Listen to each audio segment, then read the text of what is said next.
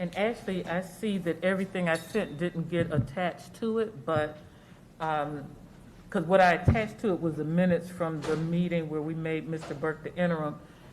I went back and looked at it again because I didn't remember the timeline. What I remembered is that we postponed the decision on whether or not we were going to do a national search. And the motion actually was that we would discuss it and decide in September. It was the end of September when I realized this, and so I put it off for board discussion because I have no other way of bringing it up to say we need to make the call on whether or not we're going to do a search. Thank you. Ms. Brill? Thank you. So I have to say that historically, I've been one of the board members that's really advocated very strongly for us to do an outside search. However, in this particular instance, I have to say, and I see Dr. Johnson sitting out there. I remember when you had your staff read Good to Great by Jim Collins, and he talks in the book about putting the right people in the right seats on the bus. And I think we have the right person in the right seat right now, with the right demeanor, with the right knowledge, with the right expertise, and meeting with principals and teachers around the district. They all really feel like you care, that you're working very hard to make this successful for everybody in the district. So I'm going completely against everything I've ever said in the past and saying that I would completely support us asking our board chair to work with legal to bring back a contract for us to make this the position for Mr. Burke as our superintendent. Mrs. Whitfield? Thank you so much. It was so wonderful to hear from our CTA and from our unified group this afternoon on this topic. To know that Mr. Burke has this kind of support, also from our Principals Association, to have that kind of support. I've actually, visit all my schools, and everywhere I go, I ask the principals, how do you think he's doing? And I bring up over and over again the limitation that Mr. Burke has, the same one that I have, which is having never been a teacher. And I say, is it okay? How's he doing? And I have to say resoundingly, everyone that I ask is so thrilled with his level of engagement, his intelligence, his knowledge of the subject, his years of experience in the system. And then I even had some calls from community groups, even as of yesterday, saying what a great job he's doing. So I've been exceptionally pleased. I feel like we are very lucky. The situation in the country right now is dire. Nobody is clamoring for this job. I normally, like Mrs. Brill said, I like a national search. I do think, you have to see who's out there. I think the answer right now is the best guy is here.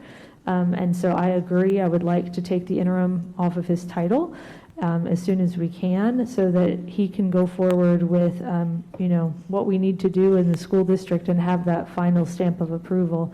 So that's something that I would like to see happen. And I think it would be very fortunate for this system to have Mr. Burke sign on as the official superintendent. Thank you. Other comments?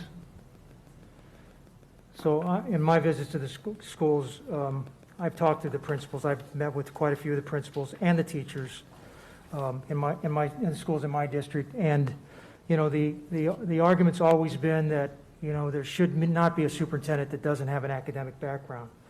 And I believe we do have a superintendent with an academic background. Mr. Burke has been the chief financial officer for years.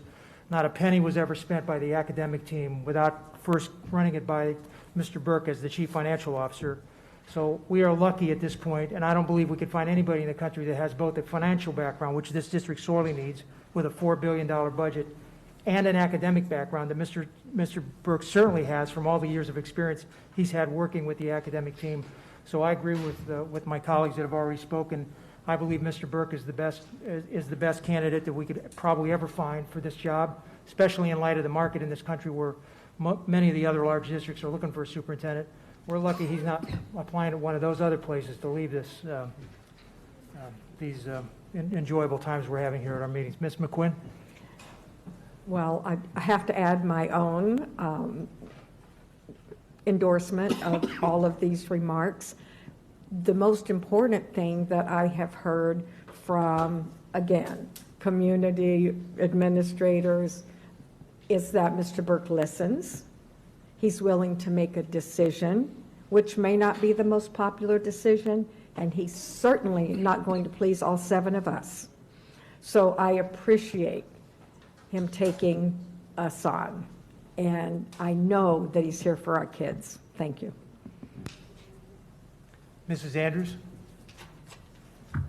Thank you, and I'm just thrilled to say that I'm excited about Mr. Burke. I've seen his work over the years, but since he's been our superintendent, he is someone that has been out there working 24/7. It was nice to hear the principals and the SEIU, as well as the CTA. But, you know, I'm someone that likes to do a search. Having been a teacher and a principal and HR, I like that piece. But this is not the time for Palm Beach County to do a search. We need to really focus on trying to get our children back to the place where they have been in the past, the unfinished learning. We've got to really work on helping our teachers as we work through this pandemic. And as you heard earlier, the competition, you don't have that many people out there looking. I'm sitting here today listening to an interim superintendent saying, oh my goodness, I never dreamed I would go through the kinds of things I've gone through this year. And, you know, people aren't clamoring to be the superintendent anymore because of all the things that's happened with this pandemic.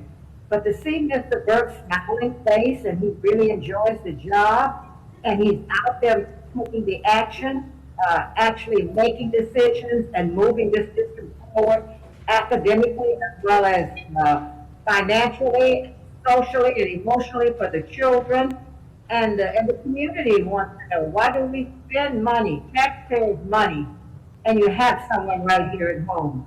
So I have to tell you, I'm thrilled, and I look very closely, and I'm really thrilled to have Mr. Burke, and I've told him that personally, and I'd like to take the interim from his name so that we can move on with our district, because we've got a lot of work to do for the children, for our schools and staff, and teachers and principals. Lots of work to do, and we need the great leader in Mr. Burke to take us there as we move forward. So you have my undying support to move this as soon as we can. Thank you. Ms. Ayala? Thank you. Well, I don't like to repeat things that have already been said, but I can't be the only one not to give you your praises. I completely agree with everything that's been said.